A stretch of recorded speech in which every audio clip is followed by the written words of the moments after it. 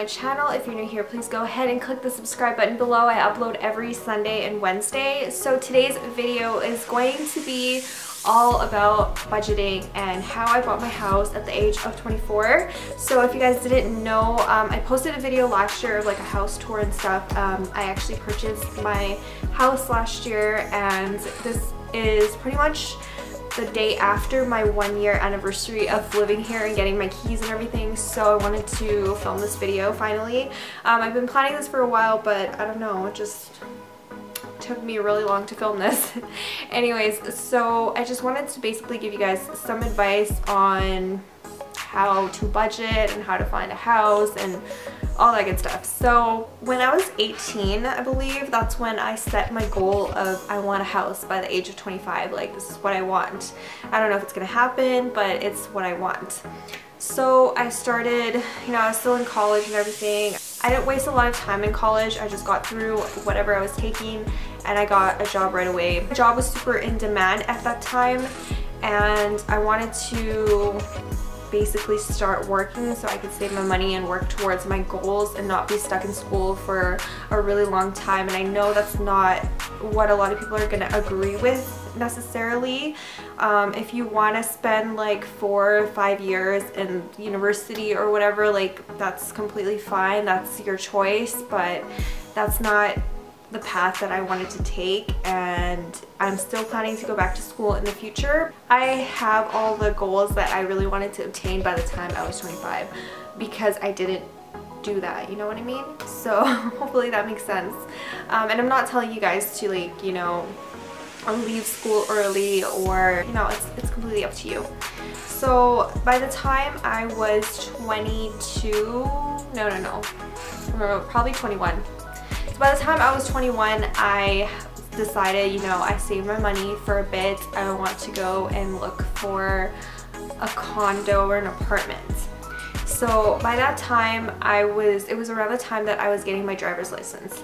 And basically, I looked at the first condos that were behind my mom's house back in the city that I used to live in, and I like fell in love. I was completely 100% sure at that point that that's what I wanted. I wanted that condo. I wanted to live in that area. Like, it was perfect. And, you know, having a dog, like, I have a husky, a Siberian husky, so she's pretty, like, she's a medium-sized dog. So that was before. Now I have 2 dogs, but before I just had 1 dog, and I was thinking about it, and I'm like, I can't live in an apartment. I need a condo that's sort of nearby my mom's house so that she can stay in the yard, you know, and she can play in the yard, and, you know, she's not stuck inside a condo or an apartment all day long, because that's just not what I wanted. So I found this condo and I was like, oh, it's a perfect location, this is what I want exactly. So I went to the bank to get pre-approved. That's your first step when you're buying a house or when you're looking at show homes or whatever. The first step is to go and get pre-approved at a bank. So when I did that, they told me that I was approved, but I could not purchase a car or do anything, like gain an insane amount of debt in the next, like, however long it would take me to get this house. And the next week I got my driver's license. I passed my road test finally, and the first thing I did was buy my car. And I didn't even get a used car or anything. I actually financed a brand new SUV. And I upgraded a lot of crap in my car. Like, I did like 10K worth of upgrades. So I got that, and I was like, okay, so my house goal is probably not going to happen anytime soon. I need to pay off this car. The only thing that was good about when I did purchase my car is they were offering 0% interest, so I wasn't going to be paying like a shitload of interest at the end of my term. So that was the good part about that. I could pay it off whenever. So my car finance contract was 6 years or something like that, and I let it go to like the halfway point, and then I decided, you know what, it's time to look for a house. I'm 24. I want a house by the time I'm 25. So I let a couple years go by. You know, I'm almost halfway done my car payments, and I start looking at condos again. So what I then realized at this point in time was that condos always have condo fees. No matter like once you pay off your mortgage to like any point in time, you're still going to be paying condo fees, and they do go up. I don't know if it's like every year or every couple years, but they definitely do go up. And the lowest at that point in time was 20 cents per square foot, and that's how they calculate per month your condo fees. So on top of your mortgage and your house tax, you're also paying condo fees. So that was not the route that I wanted to take. So I decided to go to the suburbs in the south part of the city, way deep down south. It was super far away from my work. It was like literally a 40-minute drive to my work, and I went there to look again because I did not like the location of the city that I was looking at before. And that's the thing, like, you will change your mind multiple times, and you know, if you don't like a certain neighborhood, then, or if you do like a certain neighborhood at one point in time, you might not like it like 2 years from now, you know? Like, you have to really think about that. So I went down south and I found a duplex. And what's great about duplexes, and that's what I definitely recommend you purchase, that's not what I ended up with, but I was definitely going towards a duplex because there's no condo fees. It's basically a little bit bigger than your standard condo, but there's no condo fees. You do have to mow your own grass and stuff like that, keep up with your yard, but the thing is, you can get a 3-bedroom duplex for a really good price, and you know, you can rent out to roommates your 2 other rooms or something like that. So I thought of that idea for the longest time, and I thought that's what I wanted to do. I still didn't have enough money to pay off my car, so I just kept trucking on. And then the next year I started looking again because my boyfriend's mom was planning to move out here and she was looking at houses.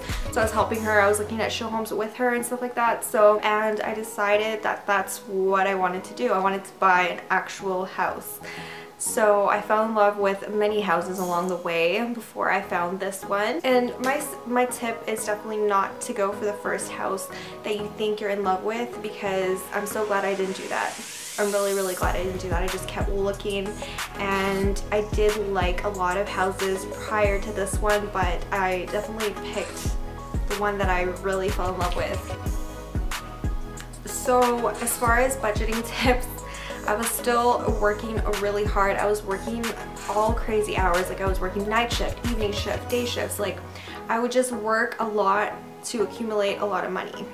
Pretty much, that's the best advice I can give you. Just work a lot, work hard. If there's any extra hours at work, just take them and just do it. So I was finally able to pay off my car, and that's really what the banks needed me to do, is clear off all my debt. And basically me and my mom ended up purchasing this house together because we both just realized, you know, we wanted a big house. This is exactly what my best friend did when she was a little bit younger than me. She ended up purchasing a house with her mom. So for the location, I decided to move out of the city into the suburbs because it's a whole lot cheaper. I can tell you guys, I lived still pretty close to the city, close enough to get to work within like half an hour. It's not like deep down south where I had to like drive for 40 minutes to get to work. I live just pretty much just outside the city, but it is a whole lot cheaper. We finally got what we both wanted. We got to design our own house. I pretty much designed it myself because she is just not very like visual with colors and stuff like that. She's like, you know what, just go ahead, pick whatever you want. And yeah, that's pretty much what happened. I have a full-size yard for my 2 dogs, and I could just not be happier. So I did get my house co-signed, obviously, but if you are planning to buy a house in your early 20s, and you know, what I suggest is going for like a duplex, getting roommates and stuff to help you pay for your mortgage. I think that's honestly the best option. The first step, like I said, is getting pre-approved, and the next step is trying to find a house that's in your budget. And that's, I mean, I definitely suggest the suburbs for sure, but a lot of people want to stay in the city, which is completely fine. That's pretty much my tips on buying a house in your early 20s. I hope you guys enjoyed this video, and I'll see you in my next one. Bye everyone. Let me show you what it is. I was birthed up top, but was raised at the bottom of the map, where the girls all thick and the hottest nigga rap. If you looking for the good, and we got 'em in a trap like